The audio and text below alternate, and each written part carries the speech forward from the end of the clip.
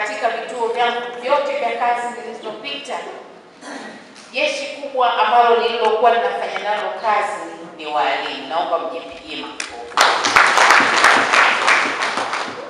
Na leo ni siku yenu muhimu sana ya kupata viongozi kupitia mkutano mkuu huu wa uchaguzi wa chama cha walimu Mbeya vijijini.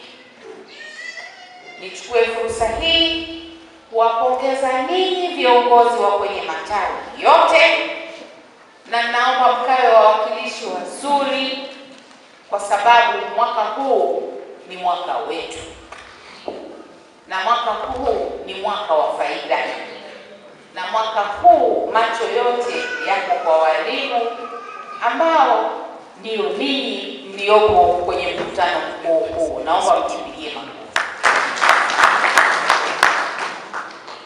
Niwarai sana muweze kuchagua viongozi watakaoweza kuwavusha na kuwasaidia katika majukumu yenu, na mchague viongozi wenye kauli thabiti.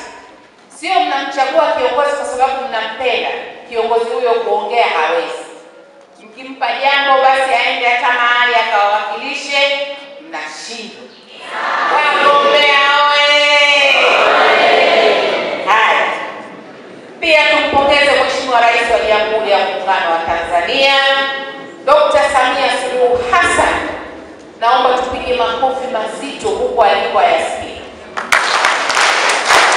jinsi alivyofanya mambo mazito kwenye sekta ya elimu, baki ya sekta zingine, kujenga miundombinu, kuboresha elimu, kuboresha mitaala, kuboresha kupandishwa kwenu madaraja, mishahara na kila kitu, na fedha zenu zote si za uhamisho, sio za likizo.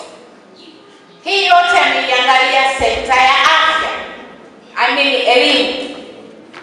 Upendo wake kwenu ninyi na sisi wasaidizi wake ambaye ametupa majukumu kuyatekeleza, tutasimama pamoja na mama. Makofi tena kwa Mheshimiwa Rais. Nina imani na ninyi walimu wa Mbeya DC. Makofi kwenu. Nimepewa ripoti na maafisa elimu wangu msingi na sekondari, na hata kiongozi wetu wa TSC ameniambia katika halmashauri yenye walimu wenye nidhamu ni hii ya Mbeya DC. Naomba mpigie makofi. Nilipoona tu taarifa zao, nilisema nisiwe mchoyo ninapokuja kwenu kwa viongozi wa matawi, wilaya na mkoa wa chama cha walimu, nije niwape maua yenu, makofi na mapendo yangu kutoka kwenu na jitihada zenu. Mmenifurahisha sana, japo na ugeni, lakini niko pamoja nanyi. Ila sifa hizi leo nilizowapa ni warai walimu, viongozi, maana yeye ndio walimu viongozi, mkasimame, muendelee na muhimili wa maadili, weledi, nidhamu, maarifa, jitihada, juhudi. Hayo maneno yote niliyoorodhesha, ukiyachambua katika tashtiti yake ya Kiswahili fasaha, kila neno lina maana yake. Kwa walimu wa Kiswahili mnanielewa. Mwalimu wa Kiingereza anaweza asinielewe, lakini atanielewa. Mimi ninachotaka kuwaomba na kuwasisitiza, mwaka huu ni mwaka wetu. Tumshike mama mkono.